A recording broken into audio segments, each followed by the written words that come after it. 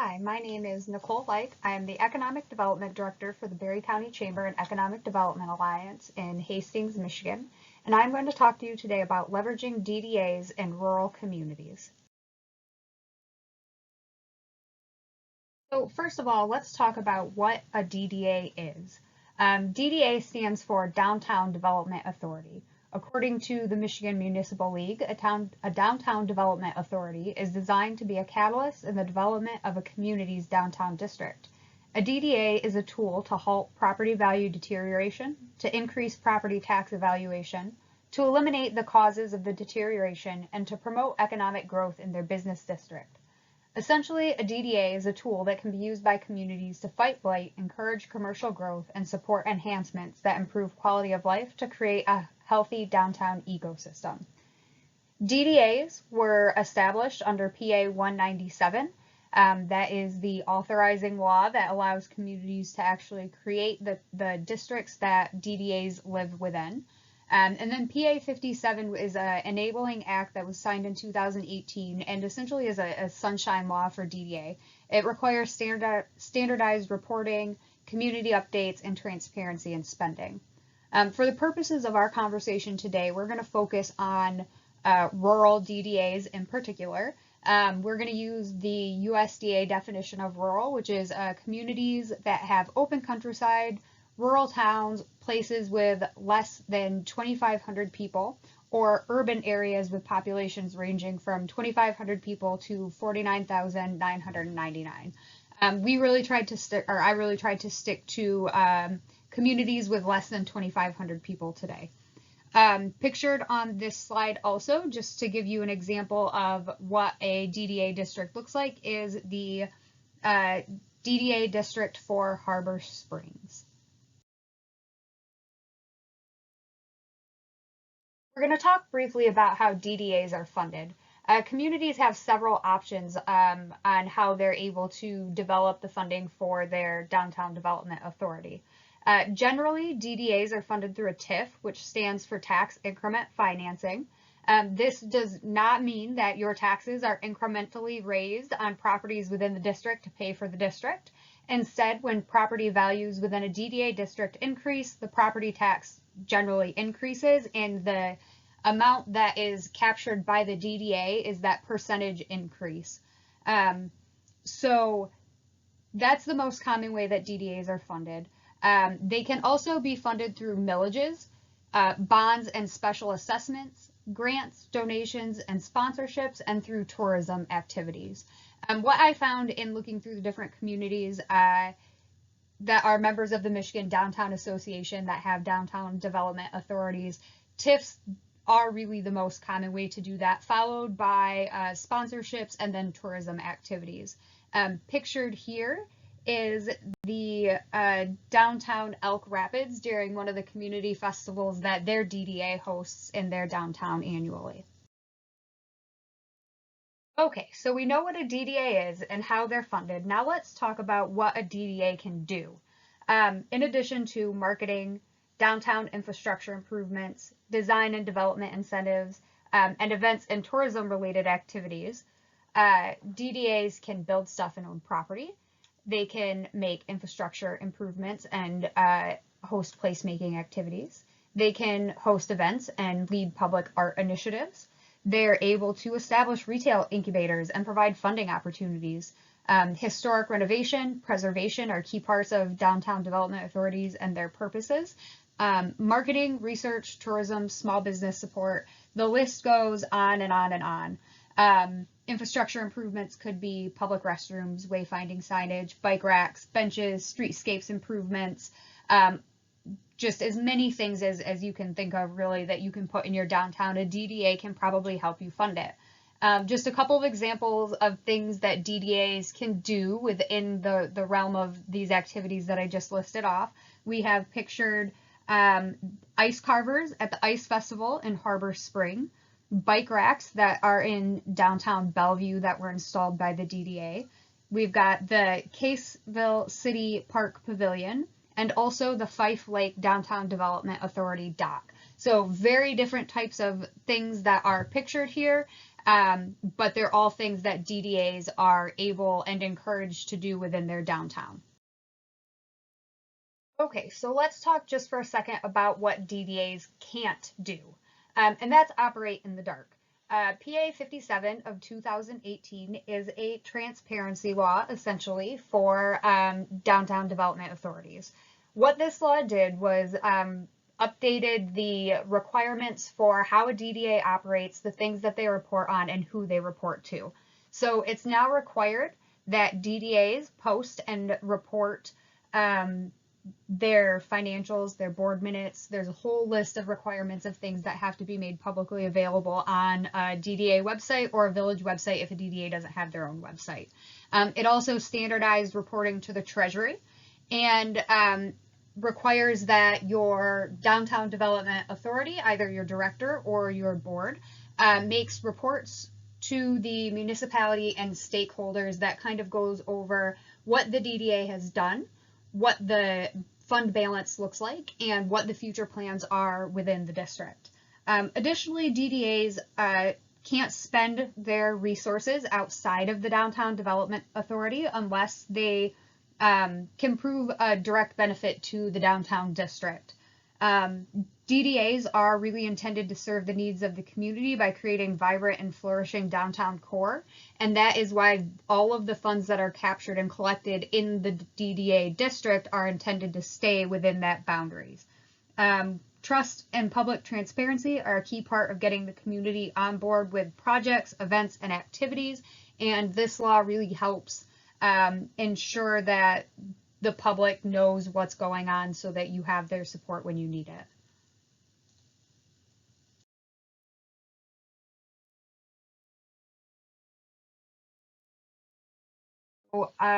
DDAs can actually, how this is able to help your rural community. So pictured here, we have downtown Vernon, downtown Three Oaks, and a nice shot of downtown Munising in wintertime. So all of these communities, they're very small. They have great downtown cores that have a lot of activity and things going on throughout the year. Successful businesses attract other successful businesses. DDAs can be a catalyst for business growth. This is a tool that is intended to spark revitalization and investment efforts in your downtown, regardless of its size. There are several rural communities that demonstrate the economic impacts that DDAs can have on a downtown, including the three pictured here. In particular, I found this information from the Munising DDA website, and I am going to apologize if I am pronouncing that incorrectly. But what I found on their website in regards to just their facade program was that nearly $500,000 in investment from the DDA has resulted in more than $1.3 million in downtown infrastructure improvements.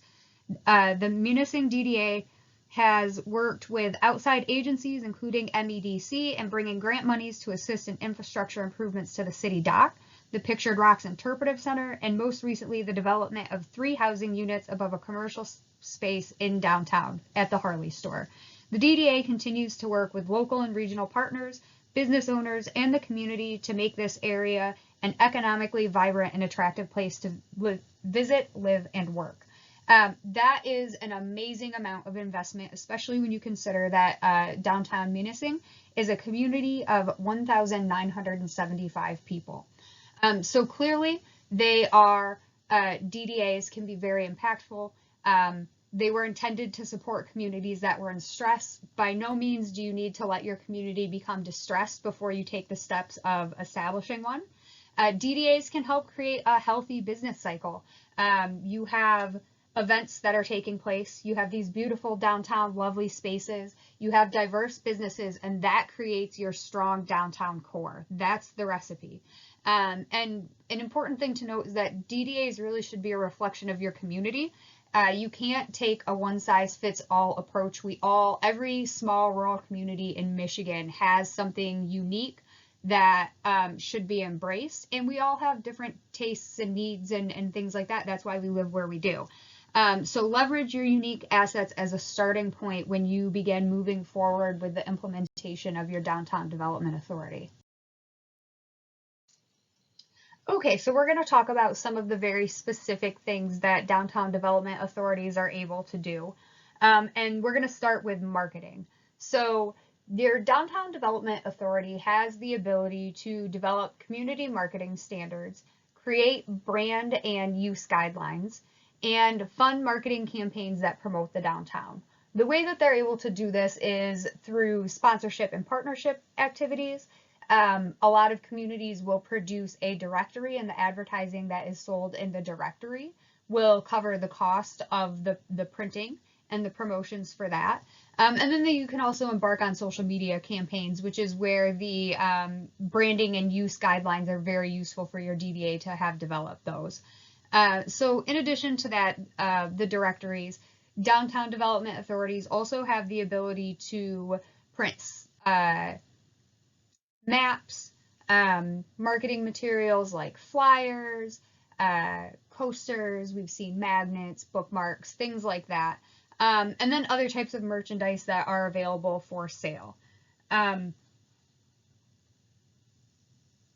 The purpose of the DDA taking on the marketing is because they're uniquely positioned to raise awareness of the businesses, activities, and events that take place in the downtown, and use that to generate economic activity through tourism, both local tourism and your traditional tourism where you're reaching outside of your community, maybe into further parts of the state or even into states surrounding Michigan.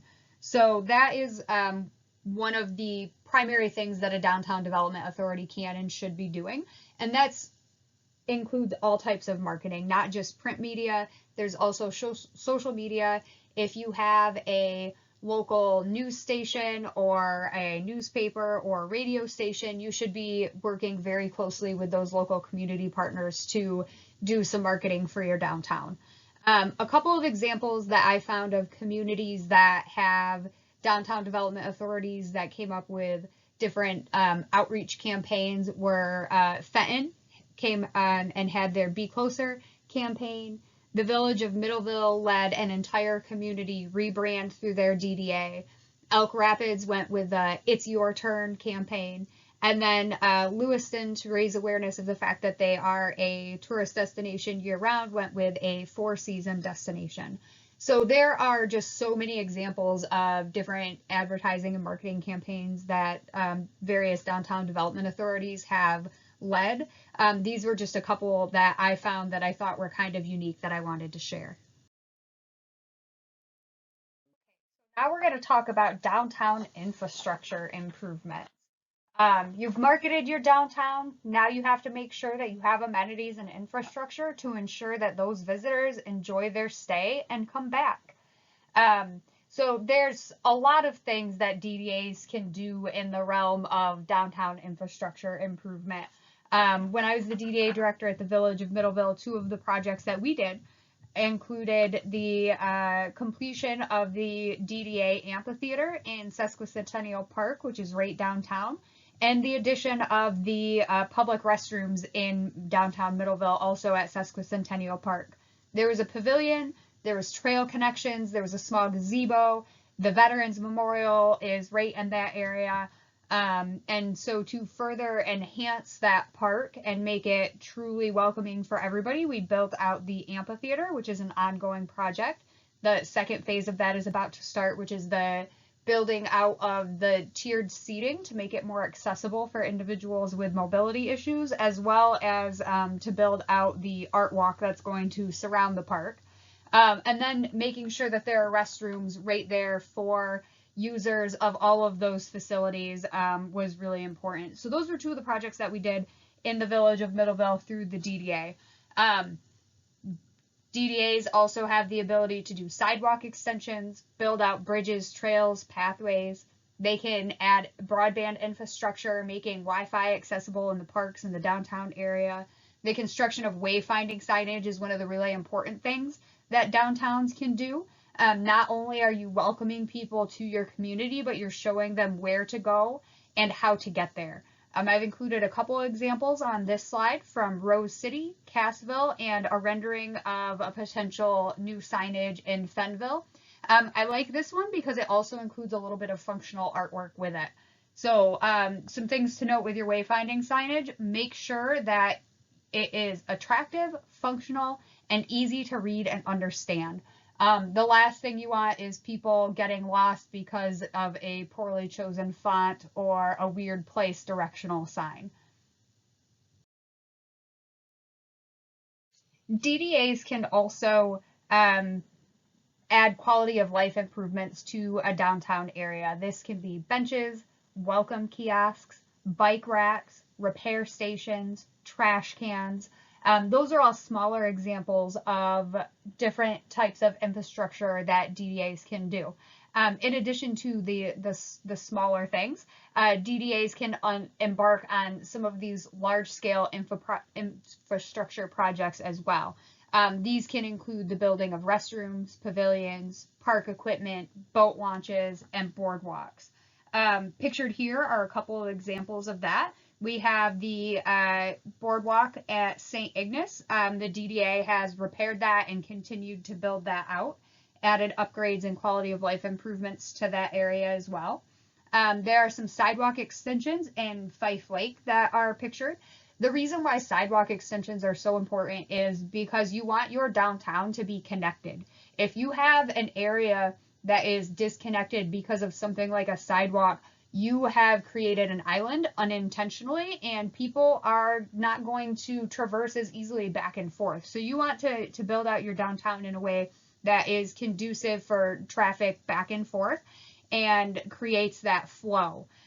So sidewalk extensions can be a really important part of extending your downtown development authority as well.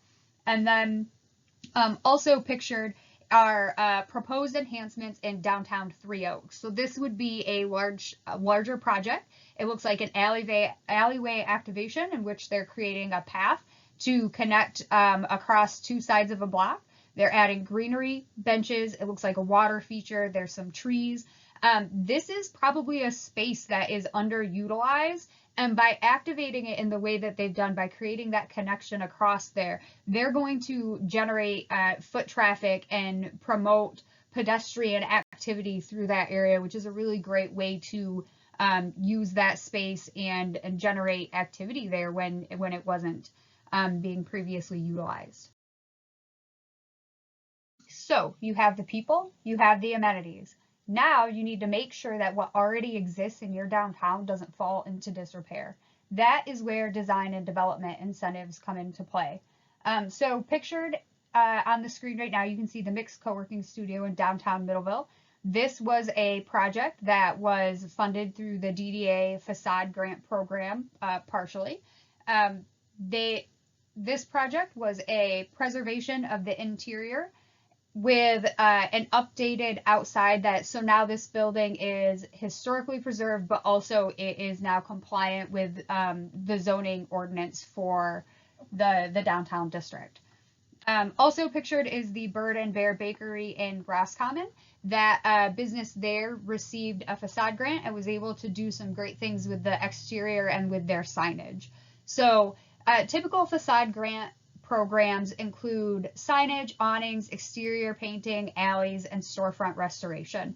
Roscommon, Three Oaks, the City of Hastings, the Village of Middleville, these communities all have really great, robust facade grant programs that exist.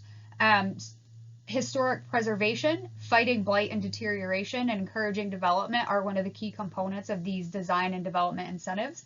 The Village of Marlette includes individual buildings, storefronts, signs, alleys, windows, canned awnings that establish the visual character of the downtown area and encourages historically accurate improvement to commercial facades in the Marlette DDA district. So historic preservation is such an integral part of their facade program that is specifically spelled out in the guidelines that they have posted. In Elk Rapids, qualifying organizations and businesses that are planning events and activities within DDA district boundaries that promote increased visitor traffic, economic activity, or the positive image of the village of Elk Rapids are able to apply for funds. They are clear in their grant that the funds are not to be used for food, door prizes, gifts, or entertainment. and that funds will be distributed through the DDA when receipts for the event are submitted. So their grant is a little bit different. Theirs is through a general funding request. And then downtown Ortonville, in addition to their traditional facade grants, they also offer revitalization grants and merchant association grants. I'm going to talk about the merchant association grant that they offer in a little bit. It's a really unique program, the way that it's structured and the way that it encourages historic preservation. Okay, so all of the pieces are starting to fall into place for your downtown. You've got the people, you've got the amenity, you've got the beautifully preserved storefronts downtown. Now you need things to do. So if your community hosts a seasonal fest like a winter fest, fall fest, spring fest, summer fest, and you have a DDA, it's a safe bet that the DDA is either the host for that or one of the partners on that festival. But DDAs aren't just event hosts. It is easy to fall into that trap where you become the only entity in your downtown that focuses on events and tourism related activities. But don't do that. There are other partner organizations that you can rely on that should be helping to do the lift in that area, but events are one of the more fun things that we get to do. So it's not the worst thing if you have to host quite a few of them. So when you're getting ready to host an event or promote your downtown, embrace the parts of your community that maybe are weird or unique. If you're home of some obscure but totally loved by your community type of thing, celebrate it. Berry County, one of the things that we have in our county is the record for the world's longest ice cream table. We have the Midwest Miniatures Museum is close to here. We have the world's largest Model T collection in one of our communities. So these are all things that we embrace and lean into when we're doing marketing and advertising for our community. If you aren't sure where to start with events or activities, holiday-related activities and shopping and retail events are a good place to start, in addition to, embracing your weird or loving what makes you unique. On this slide, I wanted to include a couple of the promotions that I came across while I was looking for different communities and event-related activity. And I found this Procrastinator's Delight in downtown Charlevoix. That was a holiday shopping event that they hosted. And then I also included the Holiday Fest in Lewiston down here. So they have a ton of events that they have going on in their community with a nice little map to pull everything all together for those promotions.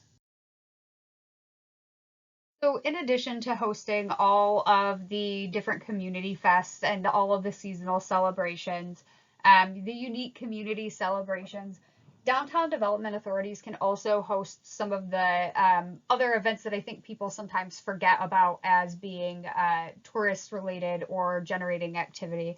Those include hosting your farmers market, being the home for your community parades, fireworks, car shows. There are just so many different activities that your community could potentially host. Pictured on this slide, for example, we have the summer market that is held in downtown Elk Rapids. We have a map of the Fenville Goose Festival, which I'm going to talk a little bit more about because I think that is just a really fun event. And then the Harbor Springs Farmers Market. So the Fenville Goose Festival, I came across this while I was doing my research for this presentation. And I thought it was the coolest thing ever. They have the full history of the event included on their website, including where the whole origin of the event came from, the whole initial conversation that started it, and how that has played out in the community over the years. This event features a carnival, live music, a goose market, a kids corner, history exhibits, student art shows, and has activities in addition to that are promoting the downtown social district and the participating restaurants. Additionally, this event also includes a parade, the Gooseberry 5K, the Gosling Run and Street Party, a car show, a cornhole tournament, and a chalk out. So this is a huge, massive event for the city of Fenville. It has great history, and it's just one example of the way that a community has taken something that is maybe unique or even potentially weird to some people and really leaned into it and created this awesome, far-reaching event in their community. Okay, so we're going to keep building on our momentum. We've got people, we've got amenities, we've got storefronts, and we've got things to do. Now, let's throw some glitter on it all and make it pretty. I'm just kidding. Don't throw glitter all over your downtown. Your volunteers and your DPW will never forgive you if you do. But the point is that your downtowns need to be visually appealing and welcoming. If you want visitors, whether they're residents or out-of-towners, to support your business, utilize the infrastructure that's being built and to attend and support your events. The spaces that you do so need to be welcoming and inviting. So a couple of examples of things that I found related to downtown beautification throughout the various members of the Michigan Downtown Association include the Village of Middleville. They did this really cool collaboration with the County Arts Council, the Thornapple Arts Council, called Art in the Air. They reached out to local artisans and asked them to submit artwork. That artwork was then chosen by a committee and was used to decorate the light poles throughout the community in the Village of Middleville. It was a great way to add art and beautify the downtown while also supporting their local artists by raising awareness of the things that they're able to produce. In the city of Hastings, they have sculptures throughout the downtown as part of their beautification. Most of them include some type of greenery. In this case, this sculpture sits in the middle of a garden that is surrounded by benches that is right downtown by City Hall. And then we have in Harbor Springs, the DDA and their volunteers add garden planters and add new flowers to the downtown annually. So that is wonderful. Whenever you go to a downtown that has fresh foliage and plants and shrubbery, that always just adds a little bit, makes it feel a little bit more welcoming. So attractive downtowns should be safe and walkable. It doesn't matter how beautiful your downtown is. If people don't feel safe walking along your sidewalks, they're probably not going to stop. Traffic in a downtown can be tricky, but there are ways to navigate that. Some of these types of beautification projects can actually assist with that by building in traffic calming methods into your streetscapes, but that's a whole nother conversation that you could spend hours on. So beautification, green space improvements, it runs the gamut of gardens, trees, shrubbery, flower beds, the addition of pocket parks, activating alleyways, adding lighting and signage, artwork, whether that's permanent, temporary, if you can interact with it, or if it's just static. And then some of those safety improvement techniques are all part of that beautification and green space improvement that DDAs are able to undertake. Okay, I want to spend just a second talking about some very specific historic preservation projects that have taken place throughout the state in these rural downtowns with DDAs. So pictured here, we have the Mystery Spot renovation in the village of Vernon. And then also in the village of Middleville, we have the lofts and the historic train depot. So the Vernon Mystery Spot has actually, through the DDA program, has been renovated to its initial original state. This is the way that the building looked when it was first established, and now that building is available for any business or a new business that would like to be relocated into their downtown. I was looking on their website. I wasn't able to find a new tenant, so I'm guessing that this is probably a very recent project that was undertaken. So that's great to see that that is going on. Still, we have these amazing renovation projects being undertaken in these downtowns. In the village of Middleville, I want to talk about these two renovation projects there. Historic preservation. One is with the train depot, which is a really important part of the community. The village of Middleville was one of the original stops on the Michigan Central Railroad and was a meeting place for Native American communities during that time frame. So the train depot is really integral to the community even being established. It was built in 1906, acquired by the village in 2017, and then in 2022 was added to the National Register of Historic Places. The other project in the village of Middleville I want to talk about is the lofts. This was also a historic renovation project, but it served an entirely different purpose, whereas the other building was preserving a historic piece of the community's history. This project was also intended to catalyze growth of the retail sector in downtown Middleville, while also preserving this historic building, which had been a mainstay of downtown since the late 1800s. So the lofts of Middleville added 4 apartments to the downtown district, and with the completion of that project, the downtown went from having 1 semi-retail location to having My Sister's Closet and Consignment, Dearly Loved Bridal, and Now Gathered on Main, all located in that building. Additionally, the Sandbar Airbrush and Tanning, Opus Artisan Boutique, the Vintage Haven, and Kindred Shop and Studio have all opened retail locations in downtown Middleville, specifically because of this one historic renovation project that took place in that downtown. These businesses that have opened in the village since the lofts has been built are great corporate citizens for the downtown. They sponsor DDA programs and events. They host their own programs and events. They're supportive of marketing efforts, and they serve on the DDA board. So it's been a wonderful, great addition to the downtown to have this building. And on top of that, it preserved one of the historic pieces of their community. I also want to touch on the village of Ortonville. They have a merchant grant program.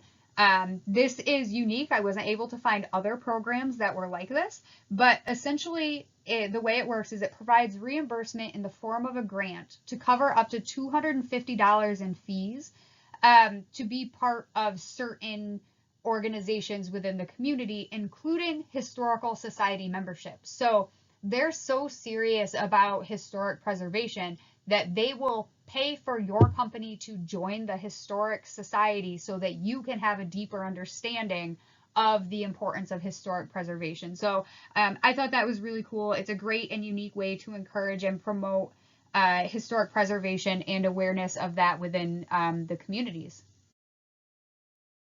Okay, so in addition to everything else that a DDA can do, they're also allowed to acquire property and catalyze new business growth.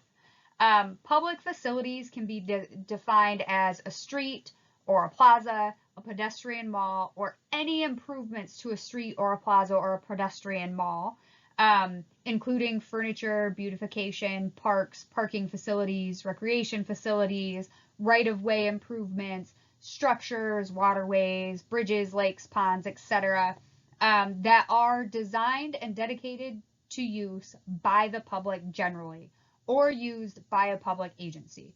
So this allows the DDA to purchase property that can then be used for the general public. 2 of the examples that I'm going to talk about are the Vault Co-working Studio in Charlevoix and Buried Treasures Retail Incubator Space in the Village of Middleville. So I'm going to start with the Village of Middleville.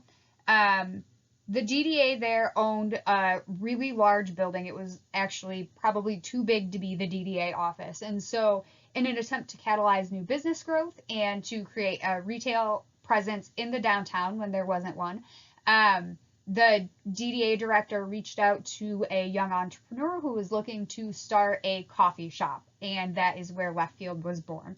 So part of the DDA office was converted into Left Field Coffee Shop. We were able to essentially subsidize the cost of that business for the first year or so that they were able to kind of get their feet on the ground and really plant their roots and succeed. And part of that also included the Buried Treasures Retail Incubator. So the front portion, the window portion of that facility was dedicated to the retail incubator Buried Treasures. And that essentially was for home-based artisans could rent a space and sell their products directly to the public through Left Field Coffee Shop. Since the coffee shop has opened, the DDA has moved out of that office. Left Field has expanded to take over that complete space. They have fully embraced the Buried Treasures retail incubator that is now part of that business model, and they have expanded and added a second location in downtown Hastings. So it was a really unique structure and partnership, and they were able to lead to the successful creation of 2 new businesses from that partnership. In Charlevoix, they have the Vault. So the Vault is downtown Charlevoix's co-working hub and incubator space. The space offers remote workers, satellite offices, entrepreneurs, startups, and others a unique and reliable setting to collaborate and do business. The Vault exists to bring remote workers together and help entrepreneurs thrive in a beautiful downtown Charlevoix. So this was a space, it's my understanding, that the bank had closed, and so they had this rather large facility available, the Charlevoix DDA, in addition to the Charlevoix Area Chamber of Commerce and their Main Street program, purchased this building, converted it into a co-working space, and it is now utilized by a variety of different types of home-based workers, whether those are startups, entrepreneurs, remote workers, etc. So it's been a great catalyst for growth in their downtown as well. Consistently come up with the variety of projects, initiatives, and communities that I have focused on throughout this presentation is collaboration. Partners, sponsors, volunteers are all essential elements to all of these projects and programs. The DDA is a tool, and the board and the director should be utilizing that tool to catalyze collaboration efforts in your community. As a DDA director or a board member, you have the opportunity to be the convener and create real lasting change within your community. 2 quick examples of this in the village of Middleville. We were able to, in collaboration with the DPW, Planning and Zoning, the DDA, and the Village Council, were able to build brand new restrooms at Sesquicentennial Park, which is the main park in the downtown.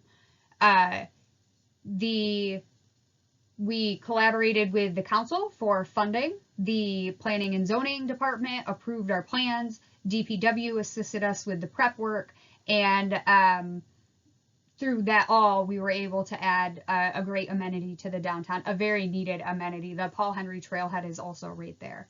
Another example is one of my favorite projects that I ever did while I was at the DDA is this collaboration with the high school art program. So the DDA owned this massive Adirondack chair that had been donated. It was in disrepair, had never been painted the entire time we had owned it. So we partnered with the TK High School Art Department and the DPW to move this chair to the school for a facelift. And the students they nailed it. This chair became an attraction of our downtown. People wanted to see what the kids had done. But more importantly, those kids were given a sense of ownership in the community. They made this happen. It was their project and vision that brought people in. So the artwork that they put on this chair, it was a love story to the state of Michigan. Just fantastic. It's an ongoing project.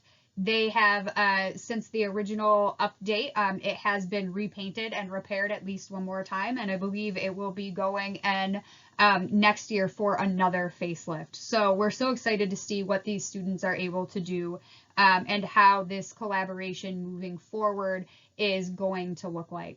But partnerships make the world go round. You should be very closely working with your DPW, and village and city leadership, your nonprofits, your community councils and civic groups, chambers, community foundations, Main Street directors, Rotary, Kiwanis, leadership programs, giving circles. All of these people should be part of your network. And if they're not, you should be doing outreach with them to see where collaborative efforts exist and where your visions are in alignment, because quite frankly, nobody has time or resources to waste on duplicated efforts. So this is really an opportunity for you as a DDA director or a DDA board member to lead the charge on this with the collaboration piece. So just to recap, the DDA is a versatile tool that allows your downtown to grow and realize its full potential. Versatile in what it can accomplish. You're seeing on this screen examples of the boardwalk being built out and completed in St. Ignace. That is a large-scale infrastructure project. You can see the amphitheater and the outdoor movie theater that the DDA owns in the village of Middleville. That is a large-scale and a small-scale project with that. And then there's the collaborative project between the DDA in the village of Middleville, the DPW, and the Berry County Water Conservation District to install public artwork at the park created by a local artist. So versatile in what it can do and what it can accomplish. Projects and initiatives need to be unique to your community and leverage what makes you you. It's impossible to do all these things on your own, so make sure you're collaborating with community partners and stakeholders, and make sure you're engaged and open with your communication, because again, no one has time or resources to waste on duplicated efforts. Again, collaborate, collaborate, collaborate. If you have an opportunity to partner with someone in your community on some of these projects, take it. Thank you all for joining me today to learn more about how DDAs can be leveraged in rural communities. All of the communities that I mentioned are doing great big things for their downtowns, and these are small rural places. It's not impossible, but it does take time, dedication, and a great network of community supporters and partners to get your downtown into that thriving community that you know it can be. Again, thank you to all the communities and DDAs that are out there doing this work throughout Michigan. If you have any questions or feedback, my contact information is on this slide. Feel free to reach out or contact Dana at the Michigan Downtown Association and she can connect us directly. Again, thank you so much for joining me today.